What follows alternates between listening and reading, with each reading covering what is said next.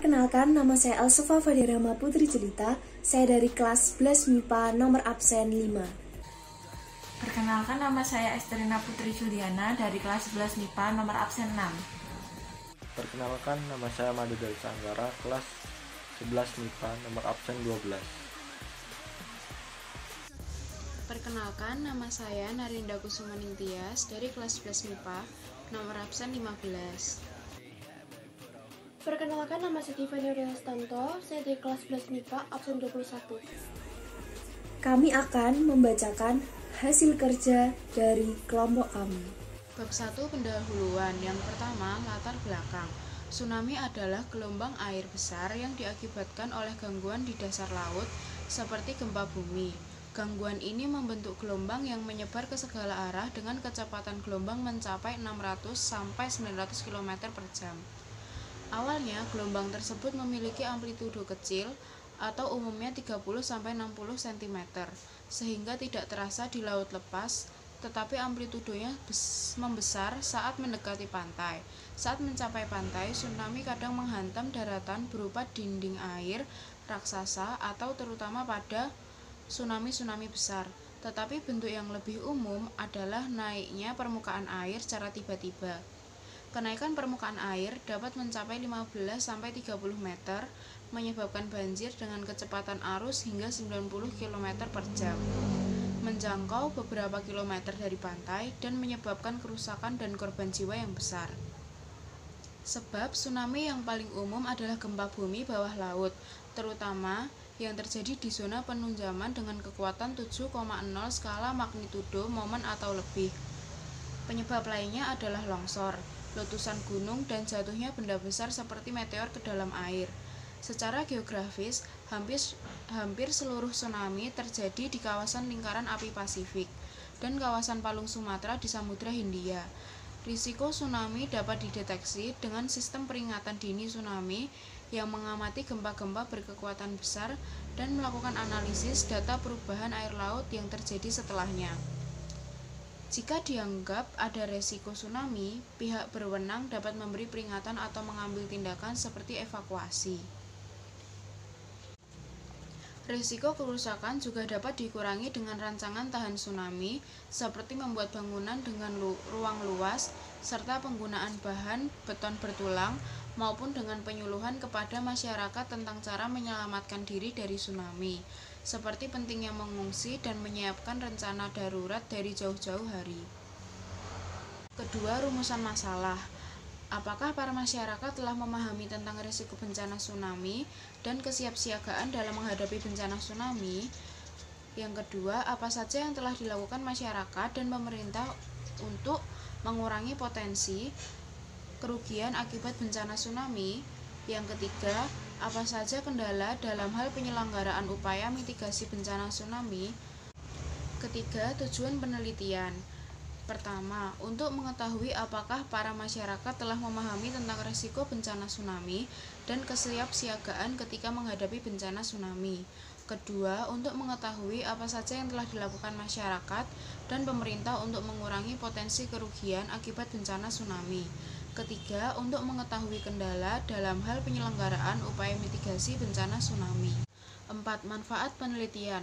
Pertama, menambah ilmu pengetahuan berkaitan dengan bencana tsunami, sehingga dengan adanya penelitian ini dapat menumbuhkan ilmu yang bermanfaat bagi kami dan masyarakat terhadap bencana, salah satunya tsunami. 2. Memberikan usulan strategi pada pemerintah mengenai mitigasi bencana tsunami. Ketiga, memberikan solusi agar mitigasi bencana tsunami menjadi terpadu, terkoordinasi, dan menyeluruh sehingga dapat meminimalisir potensi kerugian akibat tsunami di pedesaan, daerah pantai, atau yang lainnya. Landasan teori. Yang pertama adalah tsunami adalah perpindahan badan air yang disebabkan oleh perubahan permukaan laut secara vertikal dengan tiba-tiba. Perubahan permukaan laut tersebut bisa disebabkan oleh gempa bumi yang berpusat di bawah laut, letusan gunung berapi bawah laut, longsor bawah laut, atau hantaman meteor di laut. Yang kedua adalah gelombang tsunami dapat merambat ke segala arah. Tsunami adalah jenis bencana yang ditandai dengan frekuensi rendah, tetapi menyebabkan kerusakan besar dan jumlah korban manusia yang luar biasa. Yang ketiga adalah Indonesia memiliki potensi rawan tsunami yang besar dikarenakan Indonesia berada di antara 3 lempeng tektonik, yaitu lempeng Indonesia Australia, lempeng Eurasia, dan lempeng Pasifik. Kemungkinan pergeseran dan pergesekan antar lempeng bawah laut ini menjadi salah satu pemicu gempa bawah laut yang dapat menyebabkan terjadinya tsunami. Alat dan bahan yang pertama ada HP, yang kedua ada artikel dari internet, dan yang ketiga ada laptop. Metodologi penelitian. Penelitian ini dilakukan untuk mendeskripsikan dan mengidentifikasi tentang resiko bencana tsunami dan kesiapsiagaan ketika menghadapi bencana tsunami. Kita juga dapat mengetahui apa saja yang telah dilakukan masyarakat dan pemerintah untuk mengurangi potensi kerugian akibat bencana tsunami dan untuk mengetahui kendala dalam hal penyelenggaraan upaya mitigasi bencana tsunami. Pendekatan penelitian yang digunakan dalam penelitian ini adalah penelitian kualitatif deskriptif. Berdasarkan jenis penelitian ini, peneliti menggunakan dasar penelitian yang bertujuan untuk menemukan pengetahuan baru yang belum pernah diketahui atau belum pernah ada. Metode penelitian kualitatif adalah metode penelitian naturalistik yang berlandaskan pada filsafat dan tidak mengada-ngada serta tidak membuat perlakuan karena peneliti dalam mengumpulkan data bersifat emik, yaitu berdasarkan pandangan dari sumber data, bukan pandangan peneliti. Selain itu, penelitian ini dilakukan untuk menambah ilmu pengetahuan tentang bencana tsunami agar kita lebih memahami lagi tentang bahaya potensi tsunami. Dan dalam penelitian ini kita dapat memberikan usulan strategi kepada pemerintah mengenai mitigasi bencana tsunami.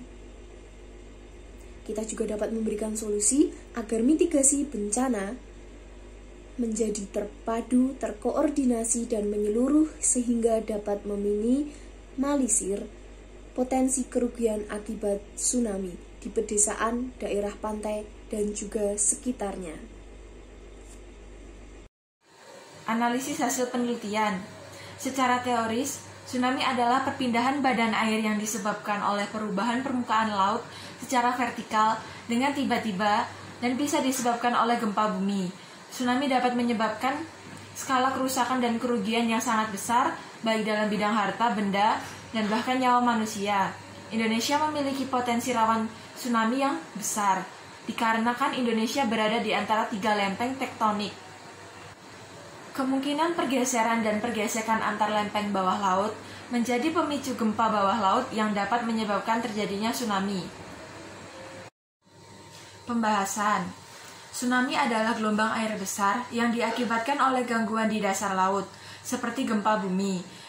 Gangguan ini membentuk gelombang yang menyebar ke segala arah dengan kecepatan gelombang mencapai 600-900 km per jam.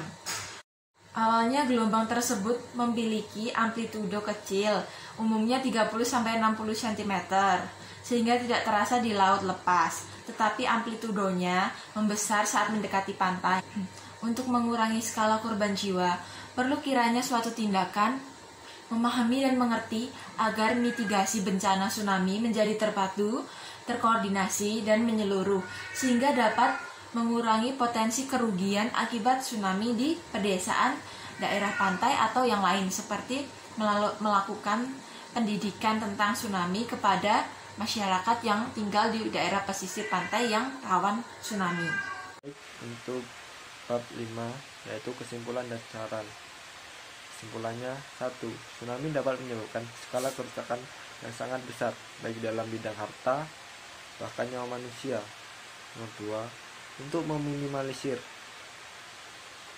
perlu kiranya suatu tindakan, yaitu memahami dan mengerti tentang mitigasi bencana tsunami, seperti melakukan pendidikan kepada masyarakat yang tinggal di daerah pesisir pantai yang rawan terjadi tsunami. Kemudian, pemerintah dapat memasang alat teleskop di beberapa pantai dan laut Indonesia yang rawan terjadi tsunami.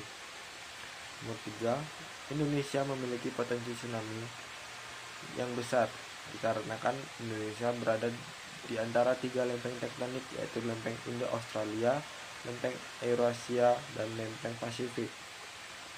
Pemasangan alat tight gauge yang tidak menyeluruh di pantai dan laut juga dapat menyebabkan kerusakan yang lebih dikarenakan masyarakat tidak mengetahui jika akan terjadi gelombang tsunami, sehingga tidak dapat menyelamatkan diri dari gelombang tsunami yang akan terjadi. Saran: berdasarkan kesimpulan yang telah disampaikan, maka saran yang diberikan berupa masukan untuk memaksimalkan faktor-faktor penentu keberhasilan mitigasi bencana seperti masyarakat ikut berpartisipasi dalam membantu pemerintah untuk mewujudkan mitigasi bencana yang terstruktur dan menyeluruh sebelum terjadi bencana tsunami. Sebaiknya diadakan sosialisasi tentang pengetahuan mitigasi tsunami melalui penyuluhan dan media massa. Pemerintah sebaiknya menyiapkan dana untuk kesiapsiagaan terjadinya tsunami. Dan jika terjadi tsunami, jangan panik, utamakan barang yang akan diperlukan untuk dibawa, dan ikuti arahan pemandu sehingga dapat menghindari kejadian yang tidak diinginkan. Sekian, terima kasih.